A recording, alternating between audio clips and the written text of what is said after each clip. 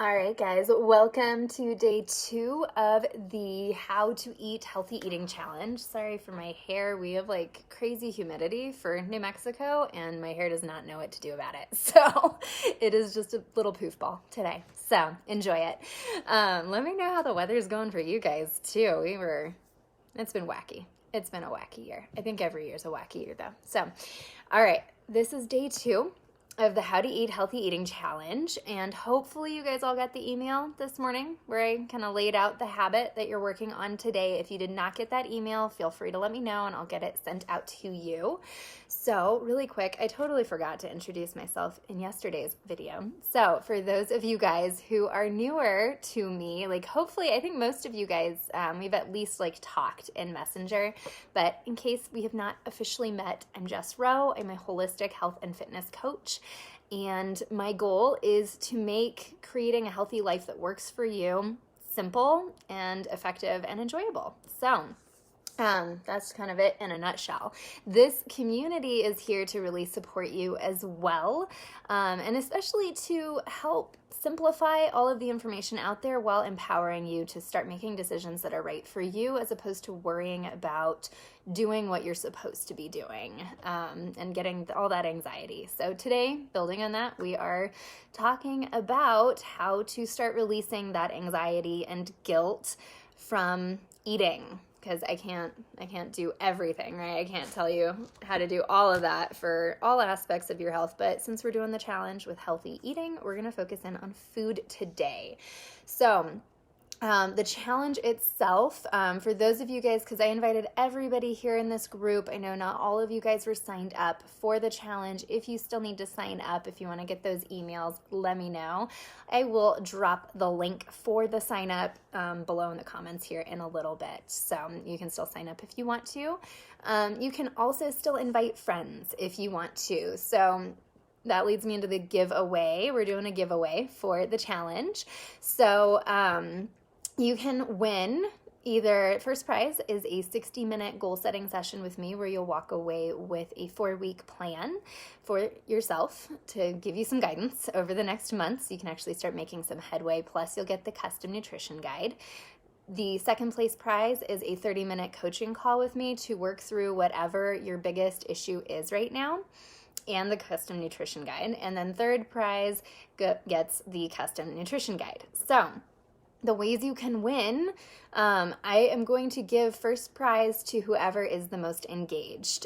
So the more engaged you are, the more chances you get to win.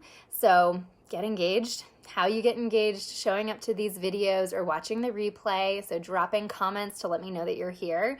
And I see Facebook is showing me I got 3 people on here. So hello, and let me know who you are, because I am a little technologically challenged, and Facebook is not showing me who is watching. It did the same thing yesterday, but I could see comments, so drop me a comment. Hopefully I can see those. So, hey, hi, Jane.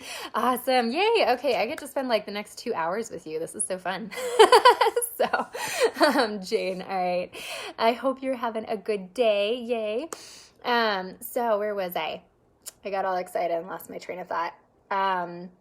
So yes, say hi, drop some comments, then hi Appy, yay, thanks for joining. So the more you guys comment on videos and engage, you can share posts in the group or comment on posts, and then you're monopolizing my day. That's okay.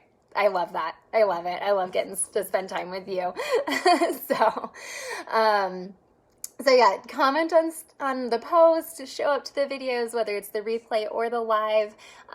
You can always reply to emails too, and you can invite friends, and those will all get you more points or entries, however you want to put it, for the giveaways. So let's see, another reminder to the workshop. We're going to kind of wrap this whole challenge up with a meal planning and prepping workshop, which I've never done a workshop before. This is going to be over Zoom because I enjoy doing the Facebook Lives a lot more than like typing out posts. But I really prefer doing like face-to-face interactive calls as opposed to me just like sitting here and talking at you. And then like there's the lag time where you have to type your comments. It's just, let's just do a workshop on Zoom where we can all talk together, and it's, you know, like actually see each other too. It's gonna be so much fun. So yes, hey Tula, yay! Looking forward to the Friday workshop. I know, I'm so excited. Like I said, I've never done this before, but I'm really excited to test it out. So I actually just sent out an email to my entire email list to inviting everybody. So whether you guys are in the challenge, you don't have to be in the challenge to come to the workshop on Friday. But obviously you guys are here watching this with me, so I think you're in the challenge. So, but you can invite friends to the workshop as well. I just need them to actually like let me know they want to come so I can get them the link. All right, so that's it. That's all the, oh my gosh, my brain's not working at all. That is all of our administrative task stuff for the moment. Yay. Okay, so let's see. Emmy, you're here. Hello. And Pam, yay. I'm so glad you guys are all here. Welcome, welcome, welcome. So let me know if you guys did not get the emails from, or today's email, because I noticed a few people joined late yesterday, so I'm not sure if they actually got today's email, so I might have to resend that out. Let me know. And then let me know if you guys have any questions on today's habit based on what I shared in the email, and then I'm going to go ahead and chat at you and share a little bit more information. So let's dive in. So yesterday, you guys started practicing the hand portion method, which is one of my absolute favorite habits, just because it's so actionable and builds so much awareness over what you're actually, or how much you're putting on your plate. And we kind of briefly talked about that first step towards really reconnecting with your body and letting your fullness cues start to help you determine whether your portion sizes are appropriate for you, whether they're working for you. And then, of course, keep in mind that, like, your portion size, like how much your body wants to eat, that's going to shift depending on where you're at in life, with like how much activity you've been doing recently. For women, where you're at in your cycle, all those things are going to factor in. So that's why we're really working today on reconnecting with your body even more. That way, because what I would hate to have happen is that you practice the hand portion method and decide that 2 portions is your perfect portioning, and then over time, like, you just stick dogmatically to that portion size without being able to just kind of self-adjust because you're not listening to your body very well, or you haven't learned that skill yet. So today we're going to dive into that skill a little bit more, especially in the context of really recognizing and honoring your hunger and fullness cues, so that you can start releasing anxiety and guilt around eating and actually start empowering yourself to just have a healthy relationship with your food where you get to enjoy whatever you eat, because that's one of the keys, I think, to an enjoyable and healthy life. So let's see. I have to have my notes or else I lose my brain. So we are focusing on reconnecting with your body when it comes to food. You'll hear me talk, especially if you're new to this group and stuff, you're going to hear me talk about reconnecting with your body a lot in all kinds of different ways. It's really kind of at the core of what I teach. And I actually came across this article the other day about how listen to your body is terrible advice. And that kind of hit me right in the gut because, like, that's the advice I give people all the time. But it was with the idea that, like, it's a helpful piece of advice if you're sharing the tools to put it into action. Otherwise, it's just more useless advice for people who are already overwhelmed. So I hope today's teaching is going to help you, like, with the tools so you can actually put that advice into action, because it's powerful. It's really completely changed my life, as well as those of my clients. So let's talk about how intelligent your body is, for starters, because it is. And it's very easy for us to forget that. It's easy to get frustrated with your body, like, not doing what you want it to be doing. And then you try to force your body into doing what you think it should do. But when you actually learn how to listen to your body and start to understand all the cues that your body gives you, which I know it's hard because your body is not like speaking directly to you. It's not saying, hey, I would like some food now, please. It's communicating through all of these other obnoxious sensations, right? But when you can actually learn to understand those sensations, decode them, and then give your body what it's asking for, it is transformational. Like what it can do for your life, for your health, for your confidence, and for your overall quality of life. It's just very, very powerful. Now, I should have a caveat here because this is not an excuse to just listen to every single urge that your body sends you. Like if you're like, oh, I want cake and ice cream, this is not an excuse to just go act on that every single time you get that urge. There's a time and a place, right? So what happens when you get those kind of urges? Because you might be thinking, well, how do I know? Like, is my body asking for something that it actually needs? Do I have this urge? Am I bored? Why am I getting a craving? Like, there's a lot of questions involved. So usually when you're getting like a craving, your body's going, oh, I want cake and ice cream. So that's actually your brain trying to mess with you. Your brain is kind of getting in the way of you communicating with your body. And unfortunately, your brain and your body do not always communicate very well. Think about all the cues that your body sends you and how you end up getting frustrated by those cues, those sensations that are like super obnoxious, like whether it's the fatigue that you did not want to feel right now, any type of cue really that you could think of that bugs you. But often when you get that frustration or when your body is doing something, or not doing something that you want it to do, and you're like, I am just going to force it. I am going to make myself get through this workout, or like I am going to make myself stay up later because I don't want to go to sleep.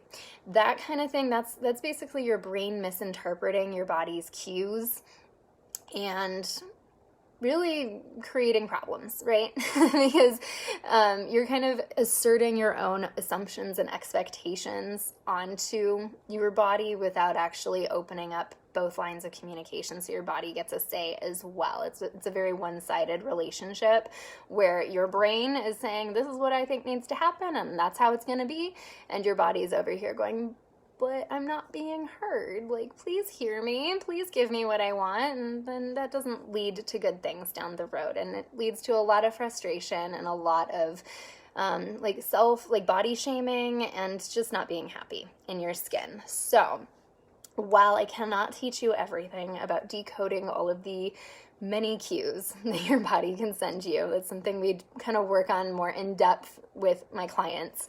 But what we're going to work on today is decoding your body's cues when it comes to food, at least. So the big habits you're working on today to help you start learning this skill is slowing down so that you can actually recognize and honor your body's hunger and fullness cues.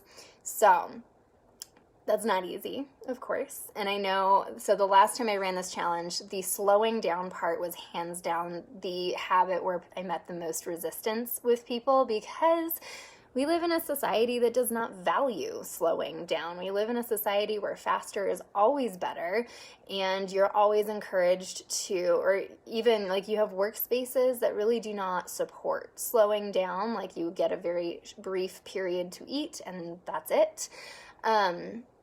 So that's really challenging. And think all the way back through your lifetime, like when did that speed eating thing start for you? Because I know, at least for me, like going to elementary school in like the late 80s, early 90s, we had like a 15-minute lunch, and that was it. And they actually smushed like the lunch and the recess together.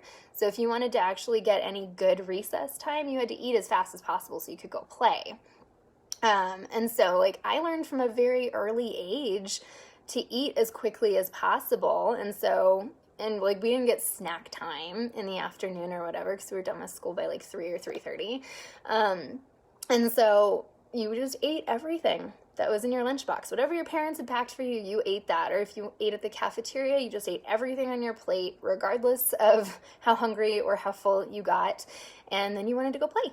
So this training, this conditioning starts from a really early age. So let me know, like, when did this start for you? Was it like once you got into the workforce, and like if you work in the school system where you really don't get much time to eat at all? Maybe you work in another area too where you don't get much time. You get, what's the legal requirement is like you have to have a 15-minute break if you work a certain number of hours, and then like once you clear 8 hours you have to have a 30-minute break in there.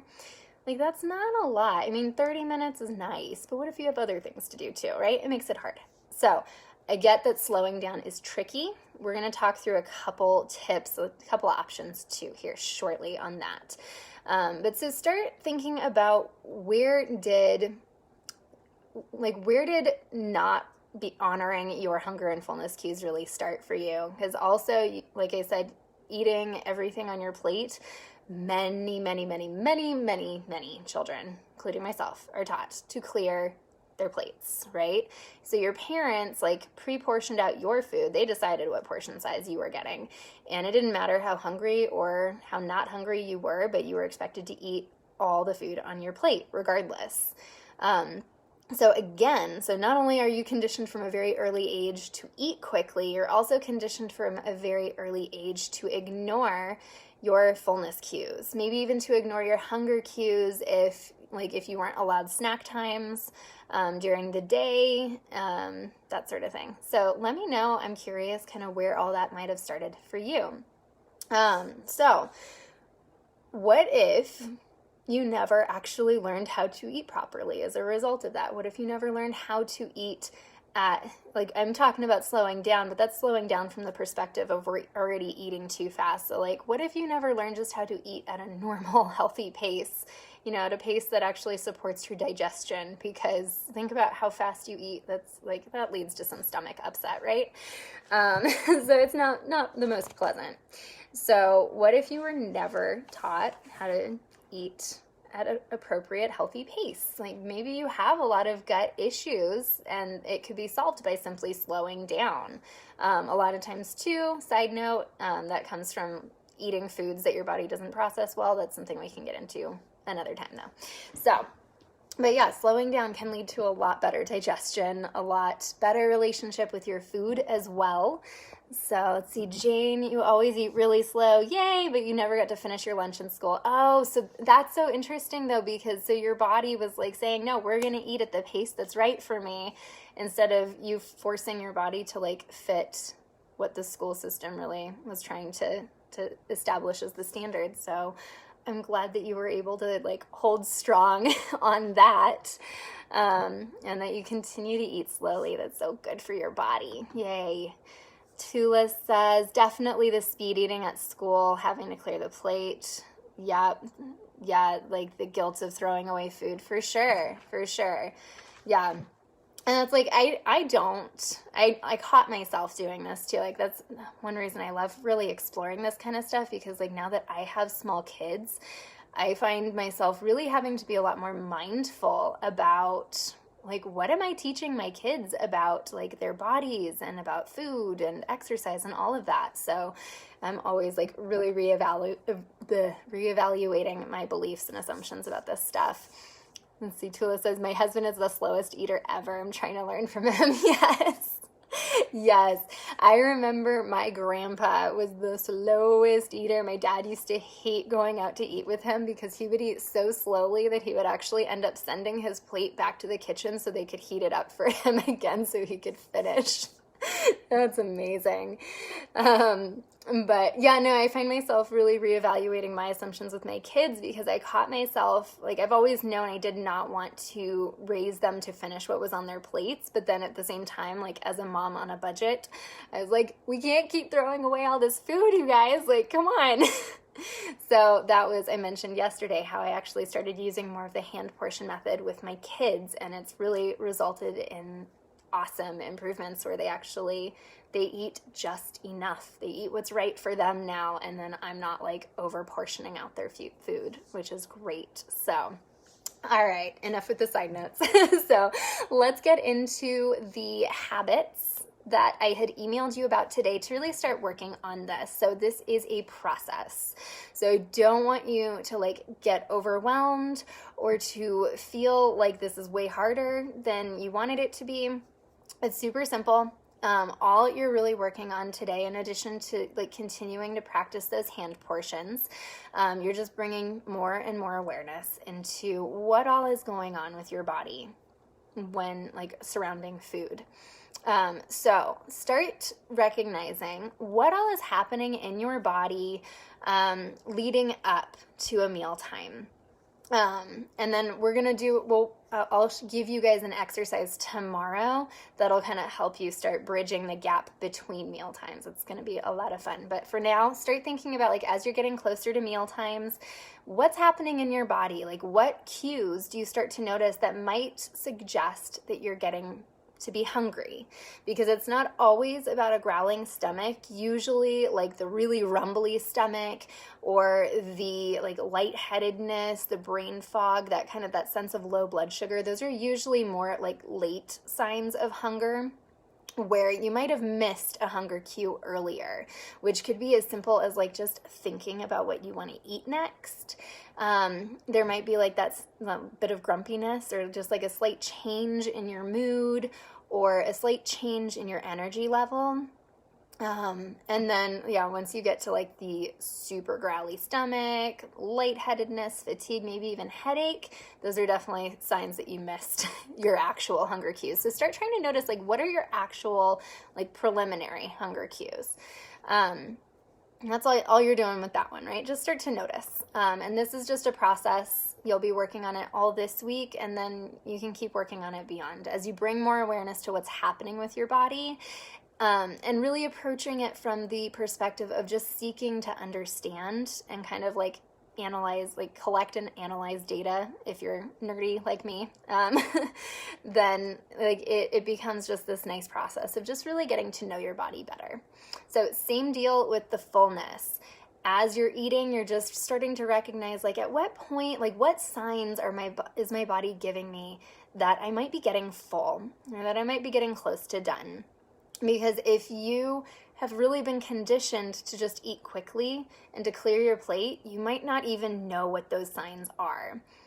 Hunger cues are a little bit easier, but still not always, because I think a lot of us, like we're so busy with our lives that we kind of view having to stop and eat as kind of an inconvenience at times. So do try to recognize those hunger cues, but really try to tune in with these fullness cues, because there's a good chance that you may never have actually learned what those fullness cues are. And you might think that fullness is that like overstuffed feeling that you have like after Thanksgiving dinner where you need to go take a nap and go into a food coma, because that's not actually real fullness cues. That's definitely overstuffed.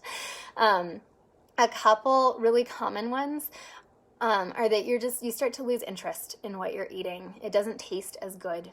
That's your body just being like, it's okay, we're done. We don't need any more. Like, more is great, but don't need it. Kind of having that sense of being satiated, where you've got kind of like a mild sense of fullness, or like that your stomach is not empty anymore.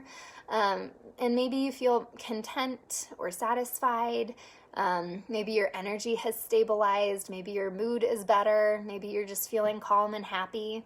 Those are all good signs that you are just properly full, not over full. And hi, Gina. Thanks for joining us. I see you in there. Thank you, Facebook, for actually showing me who's joining. Yay. All right. So, in addition to working on recognizing those hunger and fullness cues, the big habit today is really starting to work on slowing down your eating within reason, okay? Because like I know the last time I did this, there was so much resistance. People were just like, but I can't. So the big thing to work on is try to chew your food like 10 to 20 times, give or take. Personally, when I started trying to do this, I was like, I cannot chew my food 20 times because the texture is just disgusting. Not going to do it.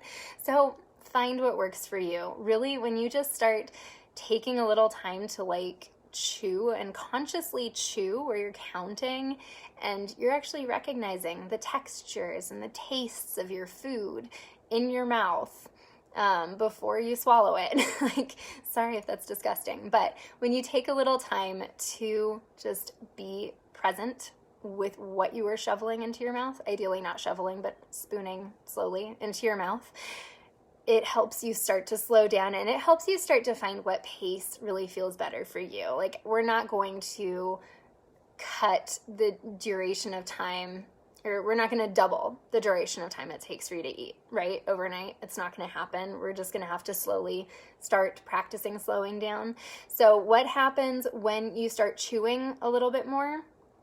It actually also allows, like, you get more enjoyment out of your food, right? When you're actually present with it, when you are intentionally and consciously eating, it just improves your overall enjoyment. What it also does is it lets your body do its job with digestion. And digestion starts with your mouth. It starts with all the enzymes in your saliva working their way through your food. And the more you can chew your food, the easier it is for your stomach to digest it. So you decrease your digestive issues if you've had digestive problems. When your food is better chewed, you don't usually have as much digestive issues. So that allows your body to do its job, but it also gives your stomach time to communicate with your brain so that it can actually tell your brain when it is properly full as opposed to overstuffed. So it takes a little time for that signal to go from your stomach to your brain. So if you're eating super duper fast, it's very easy to kind of like overfill your stomach, and then like within 10 minutes later, your stomach's going, oh no, that's too much food. I should have stopped 10 minutes ago, right? Like, I know I've experienced that many times. So just start trying to slow it down and just chew like 10 to 20 times with each bite. And so if you work a job, right, where you only have a limited amount of time, one of the big things, excuse me, the big thing that's going to help is really just trying to chew your food more. Like, that's all I want you to start with initially, instead of worrying about like having to extend how long it takes you to eat, especially if that's not possible. Like, that's a level of anxiety we don't need in here. What you can do though is any meal where you are not at work, where you don't have a time limit, start practicing this, especially in terms of figuring out what portion size is good for you. Roughly, right? Because that portion size is that your ideal portion size will change, like I said at the beginning. But start trying to really learn what portion size is good for you. That way you can pack that portion size or select that portion size when you are at work where you don't get that chance to slow down. And that way you can at least be more confident that you are not overeating, even if you have to eat quickly. So I hope that helps with like that was the most common problem I saw people having last time I did this challenge. So I hope that helps kind of fix that issue. But really, any chance you get, it's okay if you can't do it every single meal, or if you forget, like, you have these ingrained habits. You've been conditioned to eat a certain way. So it's going to take a little time and a little intention and a little more awareness at each meal to really break that habit and form this new one. So be patient with yourself. Even if you do it one meal a day, like, you're still going to be building this habit. So just do your best, do it as frequently as you can, but then don't stress if you can't, right? Or if you forget. It's okay. And like I said, tomorrow I'm going to be giving you guys this really cool resource that's going to help you actually keep better track of this sort of thing. It's going to be good. So I hope that helps. Let me know your thoughts on this. Let me know if this helps you, or if you have any other questions, which I actually forgot to check the Facebook group to see if anyone had posted a question on my post earlier. But so when you start doing this, when you start bringing more awareness to your body, bringing more awareness to how you're eating, to recognizing those hunger and fullness cues, it gets you so beautifully connected with your body and it gets you really understanding your body and its cues. It gets you treating your body as the teammate that it is. So that will release a lot of the anxiety and the guilt and any of those other negative emotions that that often get triggered by eating, because you'll be listening to your body and you will be making choices on how much to eat, when to eat, that sort of thing, that really empowers you. And it takes away a lot of that like confusion and anxiety over like, oh, like, am I doing this right? When am I supposed to eat? How much am I supposed to eat? It answers all those questions, right? Because you're listening to your body and you're like, I know that I'm hungry. I know I need to eat, or I know I'm full. I know I'm done eating. And I know what portion sizes work for me. I don't need to worry about whether it's what someone else told me to do. So I hope that relieves some of that anxiety. And let's see. Yep. Nope. We're good. No questions there. So if questions do come up, guys, let me know. You can drop them in the comments. I'll be checking back. And then I'll drop the link to the challenge in here as well in case anyone didn't sign up. So, and I'll be sending out an email. I actually sent out the email to the whole list. So everyone should have the link for the workshop on Friday in their inbox. If you didn't get it, let me know, and then I'll be sending out a reminder too, either like Thursday night or Friday morning. So that is it for now, guys. Thank you so much for joining me, and I hope you all have a beautiful day where you get to enjoy the food that you eat. So I hope you enjoy, and go have some fun. Bye, guys.